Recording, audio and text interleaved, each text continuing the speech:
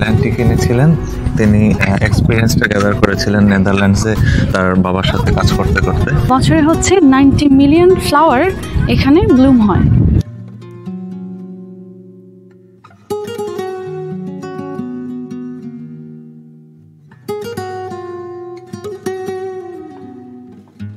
এখানে হচ্ছে যারা পিকিং করছে তাদেরকে ট্রাক্টরে করে ল্যান্ডে পৌঁছে দিচ্ছে।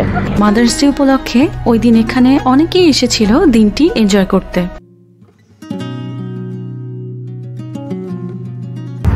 আঙুর গাছগুলো এখনই আর কি ফুল হয়।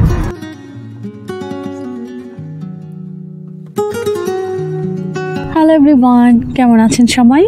We are Alex and Sara from delightful highlights. আমাদের চ্যানেলের নতুন যারা সদস্য জয়েন হয়েছেন সবাইকে অনেক অনেক ওয়েলকাম। আমরা হচ্ছে আজকে সুন্দর একটি জায়গায় এসেছি, আপনারা দেখতে পাচ্ছেন। এটা হচ্ছে টিউলিপ ফার্ম। আমরা ফার্মটা আপনাদের ঘুরে দেখাবো আর হচ্ছে কি করব, স্প্রিং এর একটা স্বাদ দিতে চেষ্টা করব না। হ্যাঁ, সো কানাডায় স্প্রিং কেমন হয় সেটার কিছুটা এক্সপিরিয়েন্স আপনাদের দিতে চেষ্টা করব আর এই বিউটিফুল ফার্মটি আপনাদের ঘুরে দেখাবো।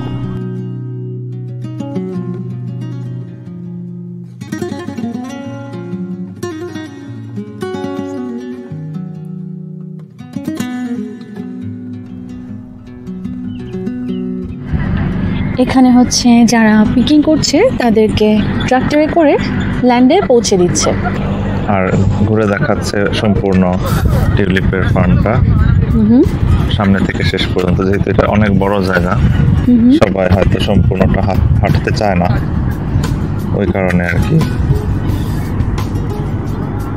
আমরা এই সুন্দর পিঙ্ক টিউলিপের মাঝখান দিয়ে হাঁটছি আর হাঁটতে হাঁটতে এই ফার্ম নিয়ে কিছু কথা বলি।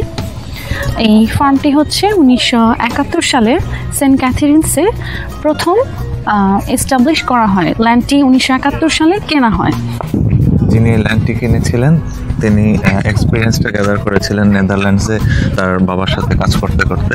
ওখানে তার বাবার সাথে উনি ফার্মে কাজ করতেন, ওই এক্সপিরিয়েন্সটা এখানে নিয়ে আসে এবং এখন তার ছেলেরাও, তার দুই ছেলেও এই ব্যবসাটাই কন্টিনিউ করে গেছে। তো 3 জেনারেশন ধরে এটা চলছে।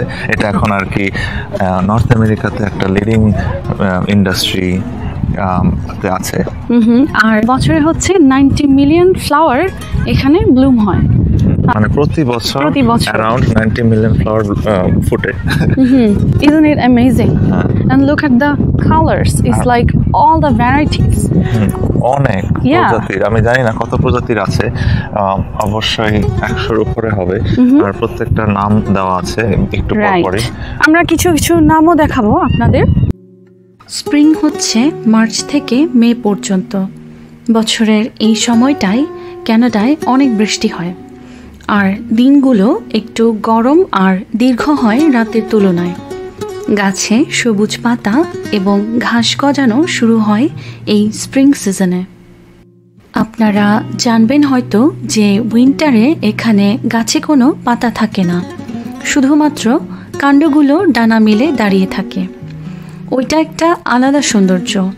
তবে অবাক করা বিষয় সেটা হচ্ছে এত শীতে গাছগুলো কিন্তু মরে না, শুধুমাত্র পাতাগুলো ঝরে যায়। আবার যখন স্প্রিং আসে সেই একই গাছে নতুন পাতা দেখা যায়। এটা হচ্ছে ডেকোরেটিভ একটা স্পট, সবাই এখানে এসে ছবি তুলছে। এখানে বিভিন্ন রকম ফুল দিয়ে সাজানো। এখানে ইয়েলো রঙের ফ্লাওয়ার, পার্পল, তারপর এখানে হচ্ছে মার্কেটটার নাম লেখা হোয়াইট টিউলিপ। আর এই পাশটা হচ্ছে সব রকমের রোজ কালার্স দিয়ে এটা ডেকোরেশন করা। এই ফ্লাওয়ার দিয়ে, রিয়েল ফ্লাওয়ার দিয়ে হ্যাং করা এই ডেকোরেশনের জন্য সবাই এখানে ছবি তুলছে। আমি হচ্ছে এখানে আপনাদের দেখাবো যে এখানে মানুষ কিছু সুন্দর পোজ দিয়ে ছবি তুলছে। একটু আগে একজন এভাবে ছবি তুলছিল। এটা হচ্ছে বাস্কেট, ফ্লাওয়ার বাস্কেট। এটাই হচ্ছে এটার আইডিয়া, যেটা আমি একটু পরে বুঝলাম।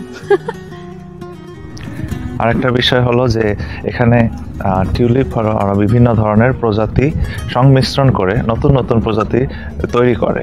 প্রতি বছরই ওরা চেষ্টা করে যে আরেকটা নতুন প্রজাতি উপহার দিতে। বিভিন্ন ধরনের ব্রিডিং হয়, বিভিন্ন কালার, একটা কালার সাথে আরেকটা কালার মিলিয়ে নতুন একটা প্রজাতির টিউলিপ ওরা তৈরি করতে চেষ্টা করে। এই কারণে অনেক প্রজাতির টিউলিপ প্রতি বছর দেখা যায়। কিছু কিছু ডিসকন্টিনিউ হয়, কিছু কিছু আবার নতুন আসে। এখানে প্রত্যেকটা প্রজাতির নাম লেখা। এটার নাম হচ্ছে অক্সফোর্ডস এলিট। আর এই পাশে এখানে এটা হচ্ছে ট্রিপল এ। এরকম প্রত্যেকটা প্রজাতির নাম ওনারা লিখে রেখেছেন। এখানে আছে golden parade and parade design. কানাডার শরৎকাল কেমন হয় সেটার ভিডিও আমার চ্যানেলে দেয়া আছে, আর সেটা হচ্ছে শহর জুড়ে রঙের ছটা। আমি কমেন্ট বক্সে পিন করে দিব, so please check that out.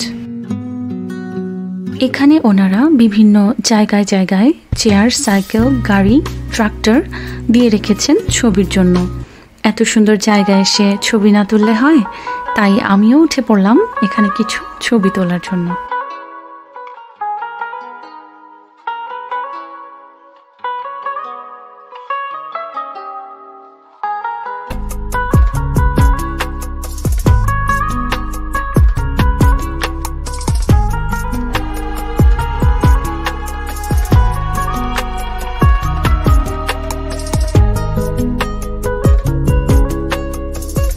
এখানে একটু পর পর এই ট্রাক্টর করে মানুষ এই ল্যান্ডে আসছে।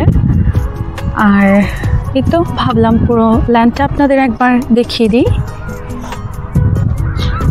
ওই দিকটা হচ্ছে সম্পূর্ণ কালার্স ভর্তি, আর এই দিকটা হচ্ছে ডেকোরেশন, যেটা আপনাদের দেখালাম। আর এই পাশটাও একই রকমভাবে।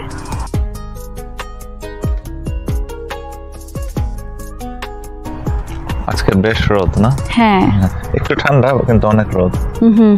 এখন কয়টা বাজে? প্রায় তো 7টা বাজে আসলে। হ্যাঁ হ্যাঁ, আমরা যেদিন এখানে এসেছিলাম দিনটি ছিল মে 11। ওই দিন ছিল মাদার্স ডে, তাই পৃথিবীর সকল মায়েদের জানাই হ্যাপি মাদার্স ডে। আর জানেন তো, মাদার্স ডে উপলক্ষে ওই দিন এখানে অনেকেই এসেছিল দিনটি এনজয় করতে। আমার তো মনে হয় mother's day, anniversary, birthday celebrate করার জন্য এটা একটা পারফেক্ট প্লেস। টিউলিপ ফোটে স্প্রিংয়ে, আর এত সুন্দর টিউলিপগুলো কিন্তু বেশি সময় বাঁচে না। এর লাইফস্প্যান হচ্ছে 1 থেকে 2 সপ্তাহ। তাই টিউলিপ লাভারদের জন্য এই সময়টা খুবই প্রেশাস। আর এই ফার্মল্যান্ডটা এমন লোকেশনে অবস্থিত যে লোকাল এরিয়া দিয়ে যাতায়াত করার সময় টিউলিপ ফিল্ডটা দেখা যাবে, আর দেখে তো একদম চোখ জুড়িয়ে যাবে। আমাদের বাড়ি থেকে এই জমিতে আসতে 11 মিনিটের মতো লাগে। সেরকম ফার্মার্স মার্কেট একটু পর পর দেখা যায় স্প্রিংয়ে, সামারে। আর সবুজ পাতায় একদম সম্পূর্ণ শহর ভরে গেছে। সামারে তো কথাই নেই, বাট স্প্রিংটা হচ্ছে একদম ফুল, জমি, ওয়াইন, অর্চার্ড, এগুলো নতুন পাতা গজিয়ে খুব সুন্দর একটা সবুজ ফ্লাওয়ারি, এগুলো সব আপেল গাছ বা হাতে, রাইট, হ্যাঁ, এরকম পরিবেশ সৃষ্টি করে। যে ছোট ছোট চারা বুনেছে, জানি না এগুলো কিসের চারা, বাট চাষ শুরু হয়ে গেছে। ল্যান্ডস্কেপগুলো খুব সুন্দর। এখানে ঘাস এখন খুবই দ্রুত বেড়ে উঠছে, বাট যারা এগুলো সুন্দর ডেকোরেশন করে ডিজাইন করে রাখেন তারা সবসময় এরকম সুন্দর করে কেটে রাখেন।